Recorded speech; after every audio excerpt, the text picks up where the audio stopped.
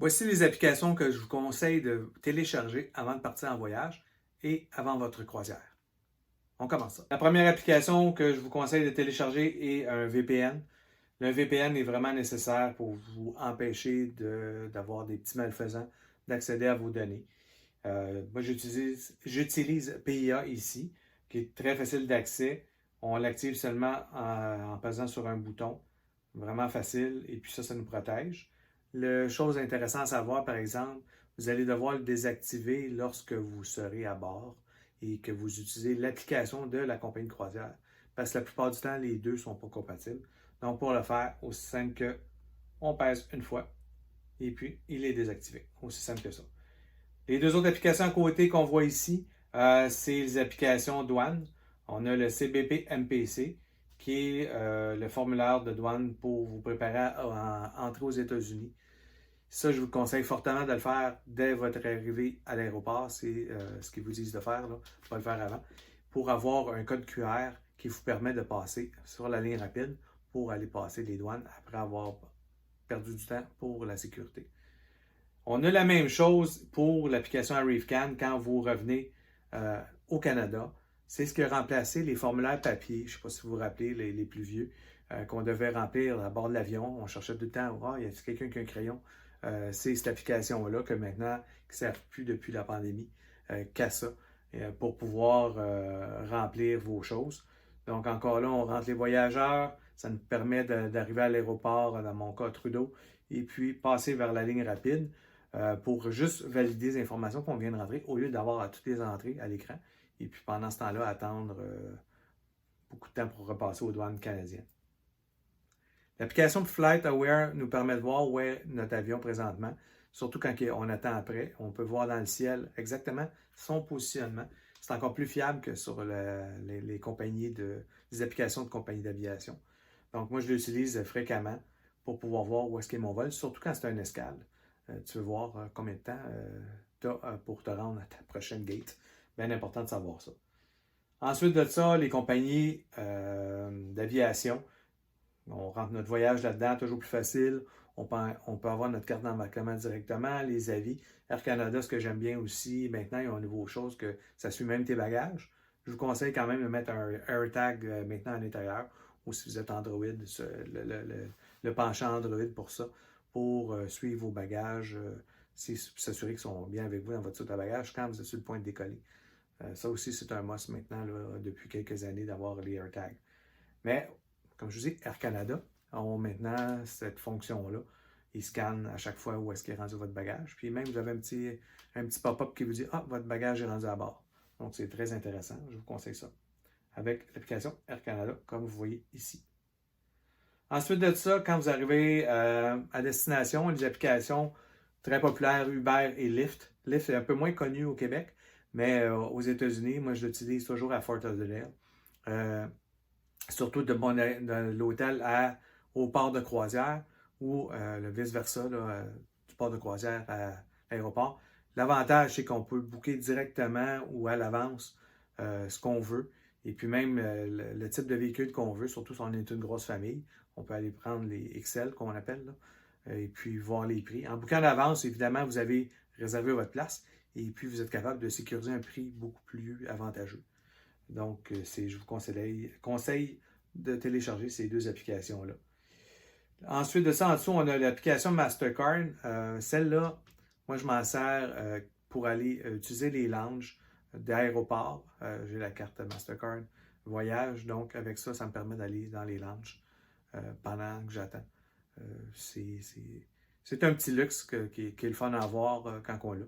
Et puis, c'est l'application qu'il faut avoir pour montrer quand on arrive au lounge, pour montrer qu'on a bien un accès gratuit pour ce lounge-là. Ensuite de ça, on a les applications de location de véhicules. Les dernières que j'ai utilisées, c'est Enterprise. C'était super facile d'utilisation. J'ai pas eu besoin de me rendre même au comptoir avec cette application-là. Tu peux même télécharger tant que tu t'enregistres puis tu as réservé d'avance. Et puis tu peux te rendre directement où est-ce que tu vas chercher ton véhicule pour sauver facilement 1 heure de temps à attendre en ligne juste pour passer un comptoir. Ça, c'est déjà sur votre téléphone, votre réservation est là. Vous pouvez aller directement au comptoir, chercher votre voiture. Ensuite de ça, on a des applications d'hôtel, que ce soit Marriott ou Hilton, pour mettre vos réservations. Encore là, vous avez tout là-dessus. Moi, l'utilise. Et puis, ce que j'ai eu récemment à l'hôtel que j'étais avec Marriott, mon téléphone a même servi de clé.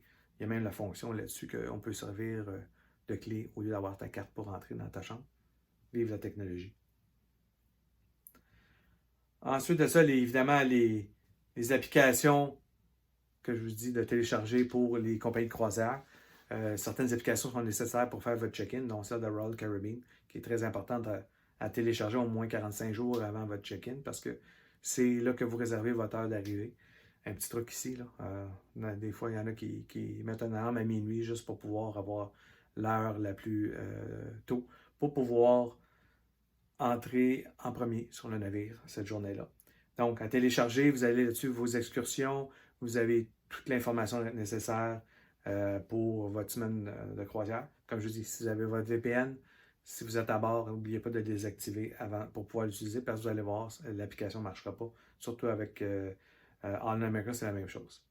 Ensuite de ça, j'ai des applications pour qu'on appelle ici Resort Pass. Il y en a plusieurs. Shore Excursioner, excusez, je magane le nom, ou Viator, qui permet d'avoir, on passe ça des third party pour faire des excursions qui ne sont pas celles qui sont, que vous prenez avec le navire.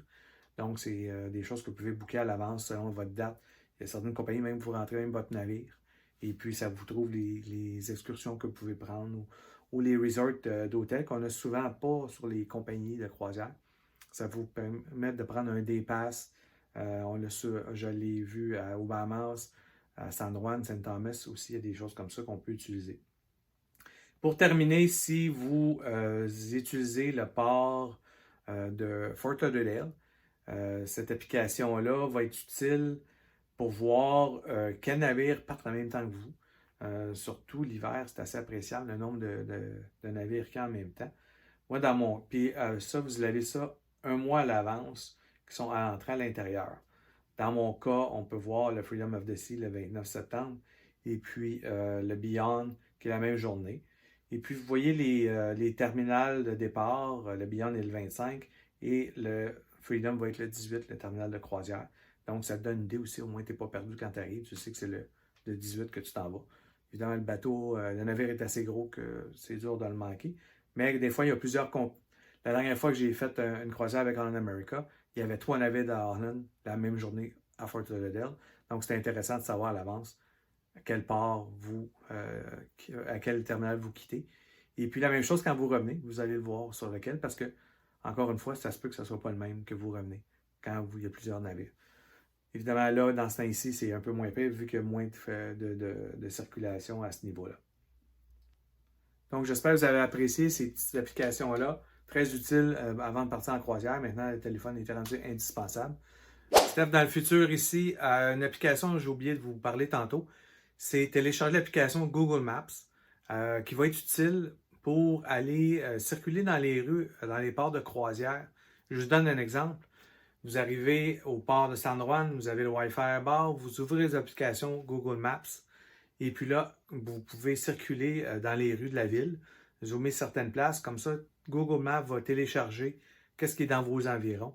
Donc, quand vous allez sortir du navire, vous allez refermer votre Wi-Fi, vous êtes évidemment en mode avion. Il ne faut pas oublier ça, de ne jamais se mettre en mode cellulaire. Ça va vous coûter très, très cher si vous faites ça. Donc, vous restez en mode avion, mais l'application va continuer de fonctionner. Le GPS de votre téléphone va quand même vous trouver. Il va vous pointer sur la map de Google Maps. Donc, ça va vous éviter de vous perdre dans les rues, surtout San Juan, il y a beaucoup de rues en plein centre-ville. C'est une super belle place à aller. Je vous conseille fortement si vous n'êtes jamais allé. Mais au moins, vous allez pouvoir voir exactement ce que vous êtes. Je l'ai utilisé aussi à Key West la dernière fois que je suis allé. Et puis, ça m'a sauvé pour pouvoir me retourner au navire parce que je ne le voyais plus. Donc, je vous conseille ça. N'oubliez pas de liker la vidéo.